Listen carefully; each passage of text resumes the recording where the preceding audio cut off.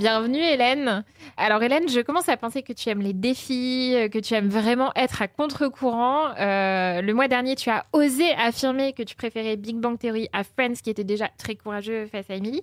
Cette fois-ci, tu viens nous dire que tu as aimé la fin de Lost. Alors oui, vous avez bien entendu, Hélène fait partie de cette espèce très rare de spectateurs qui a apprécié la fin si critiquée de Lost. Pourquoi donc ? Eh bien, pour plein de raisons. Visiblement, je suis un peu maso. J'adore avancer avec vous à l'échafaud. Donc Lost, Les Disparus, c'est une série culte de la pop culture, une série à l'ancienne, avec des saisons très longues, des épisodes très longs, des cliffhangers à couper le souffle. À l'époque, on regardait les séries à la télé, on devait attendre une éternité pour savoir ce qui se passait après. Et puis Lost, c'est une série qui a un peu changé l'histoire des séries, une petite révolution avec un pilote hors de prix, qui est toujours aussi bien noté. Mais si le début fut très réussi, la fin fut quelque peu décriée. Et figurez-vous que je fais partie, donc, comme tu l'as dit, des rares personnes à avoir aimé le dernier épisode, sobrement intitulé « Fin ». Visiblement, ils avaient effectivement plus trop d'inspiration.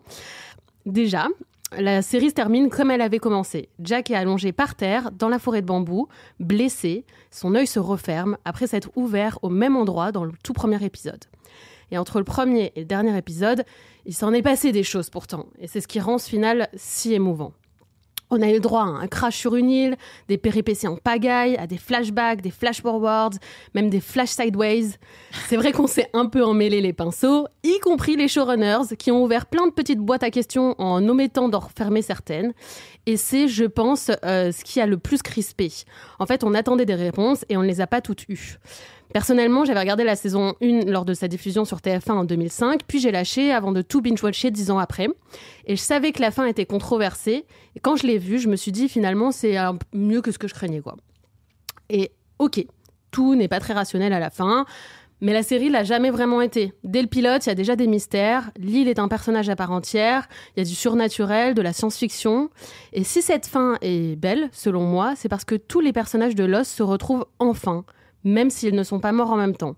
Ces personnages qu'on a tant aimés et qui ont tant souffert sont désormais tous apaisés.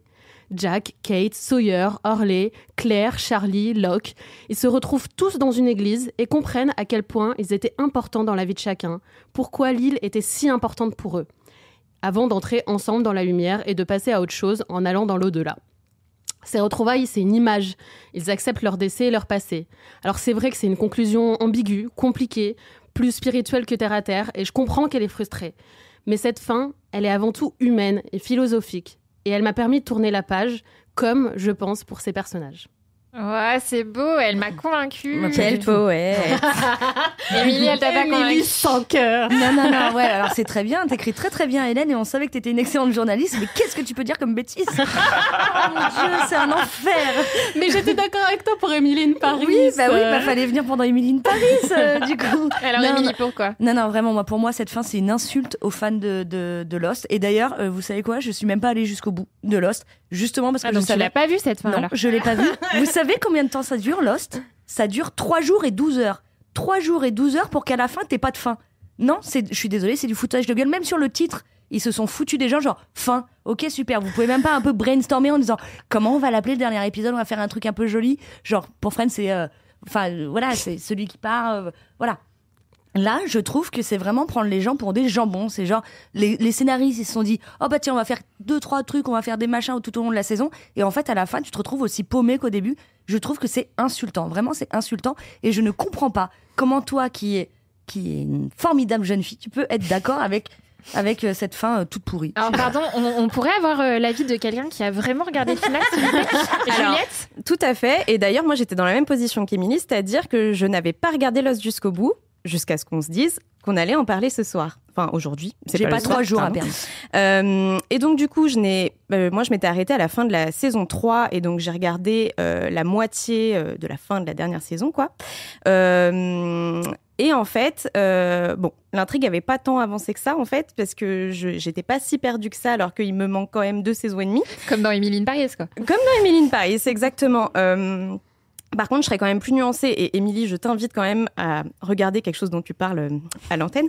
Vous allez vous détendre. Par contre, faut pas que tu lui dises que le dernier épisode dure 1h40 parce qu'elle va jamais le regarder. Non, mais de toute façon, j'ai autre chose à foutre. Désolé, quoi. Non, pour moi, il y a un truc effectivement très philosophique dans cette fin et je vois où ils ont voulu aller, je vois où ils ont voulu nous emmener. Alors moi, il y avait une dimension peut-être un peu trop religieuse dans cette fin, avec la notion de purgatoire, d'église, qui, je pense, est très américaine. Mais moi, par exemple, en tant que Française athée, où il y a moins ce côté sacral de l'église, j'avoue que ça m'a mis beaucoup de distance avec cette notion de purgatoire, même si j'en comprends la dimension et la force philosophique, et ça m'a d'ailleurs plutôt plu, mais je trouve que ça met de la distance quand on n'a pas cette notion-là. Par contre, en fait, moi, tu parlais de boîte à questions qui avait été ouverte. Pour moi, c'est exactement ça le problème de la fin de Lost. C'est-à-dire qu'ils ont commencé à construire plein de petites routes qui vont vers plein d'intrigues différentes, qui ouvrent plein de pistes. Mais en fait, ils n'ont pas pu les achever et ils ont un peu tout mis dans ce final, justement, d'1h40 en se disant, bon, on va essayer de finir de construire l'autoroute principale, mais par contre, les petites départementales à côté, elles sont pas terminées. Et donc, du coup, c'est vrai que tu restes avec pas mal de questions sur les bras, finalement. Alors oui, il y a cette jolie fin où tout le monde se retrouve et c'est vrai qu'il y a cette dimension humaine et puis même Jack dont l'ombre du père planait un peu au-dessus de cette série pendant en tout cas toutes les saisons que j'ai vues.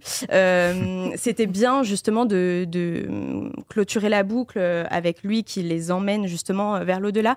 J'ai bien aimé cette notion-là, mais pour moi, il y a quand même pas mal d'incohérences, et notamment autour du personnage de Locke, qui, moi, est, je trouve, l'un des personnages les plus intéressants de la série Lost. Justement, si on reste dans cette idée que la fin de Lost, c'est de dire qu'ils étaient dans le purgatoire en attendant de passer dans l'au-delà et d'avoir résolu un peu tous les conflits intérieurs qu'ils devaient résoudre pour être en paix, je trouve que sur Locke, par exemple, il y a quelque chose de manqué. Ils en ont fait un personnage principal, mais à la fin, Locke n'est plus vraiment Locke.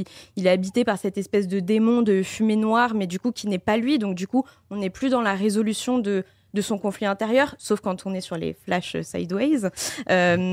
Donc, du coup, moi, c'est ce genre de choses qui m'ont un peu dérangée. Mais je pense que moi, justement, je m'étais jamais décidée à regarder le final. Là, je l'ai fait pour les besoins de l'émission. Et honnêtement, je suis contente de l'avoir fait. Ne serait-ce que pour me faire une propre opinion. Et quand je suis dans les dîners, ne pas dire « Ah, mais j'ai pas regardé » ou « Ah ouais, moi aussi, j'ai trouvé ça nul », alors qu'en fait, j'en savais rien. Mais ouais, voilà, je pense que c'est bien de le regarder. Alors Marc, qu'est-ce que t'as inspiré cette 1h40 de finale de Lost ? Un peu long. Non, mais moi, je suis dans une position différente parce que moi, j'avais vu la fin de Lost à l'époque, tout en ayant abandonné la série en cours de route parce que j'en pouvais plus, en fait. Effectivement, il y avait trop de pistes explorées, ça partait trop dans tous les sens et ça me fatiguait. Et donc, je l'ai revu hier soir pour rien vous cacher. Combien 14 ans, un truc comme ça 13 ou 14 ans après le premier visionnage. Donc, à l'époque, je faisais partie des gens déçus, effectivement, comme beaucoup. Et finalement, à le revoir, il y a des trucs qui sont quand même intéressants. Donc j'ai une impression mitigée, c'est-à-dire qu'en fait, je trouve que la toute fin finalement est quand même assez belle.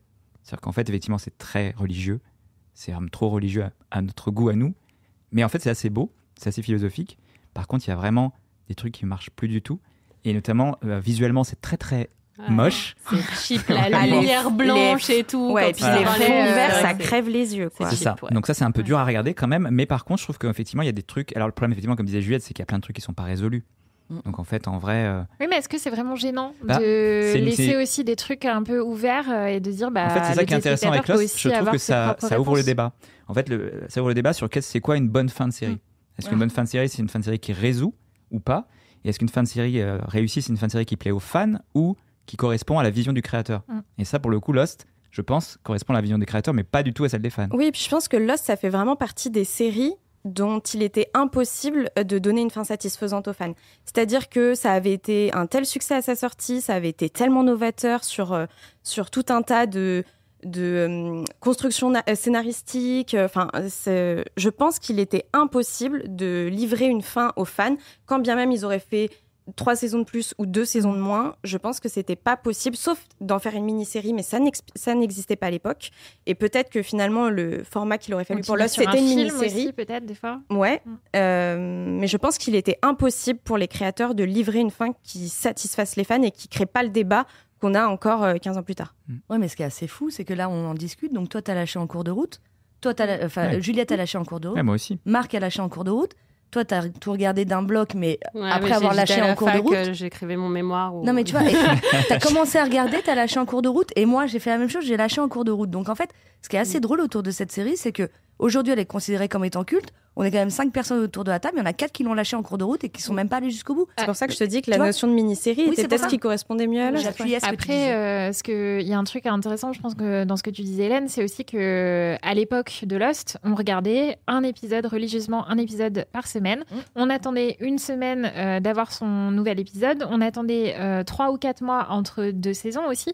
Donc ça maintenait l'intérêt et peut-être du coup d'autant plus la frustration quand on dit on a attendu tout ce temps pour ça. Là, on a, comme toi tu l'as fait, on a l'occasion de voir l'intégralité d'une série en quelques semaines, quelques jours, pourquoi pas. Donc du coup, ça change aussi le rapport qu'on a au visionnage, à l'intrigue. Donc il y a peut-être ça aussi. Et je pense que ce qui a beaucoup frustré, c'est qu'à l'époque, pour ceux qui regardaient en direct à la télé, la chaîne ABC avait teasé sur le grand final à grand renfort de pub en mode The answers are coming et tout. Donc je pense que les gens s'attendaient vraiment à des réponses. Et finalement, les réponses n'étaient pas toutes là, quoi. Ils auraient pas dû teaser comme ça sur des réponses pour finalement faire un truc très philosophique, spirituel, etc. En tout cas, c'était intéressant cette saison-là d'avoir sous cet arc narratif de réalité alternative, qui était vraiment, je pense, un truc intéressant, mais qui du coup était aussi un peu un écran de fumée pour ne pas répondre aux questions ou essayer un peu de faire oublier tous les trucs qui avaient été, toutes les pistes qui avaient été commencées et jamais vraiment répondre. Mais après, je suis d'accord. Moi, sur la toute fin, finalement, je l'ai réévalué en le revoyant. Mais après, ça n'empêche pas qu'il y a quand même beaucoup de problèmes sur cette série au fil des saisons, quoi.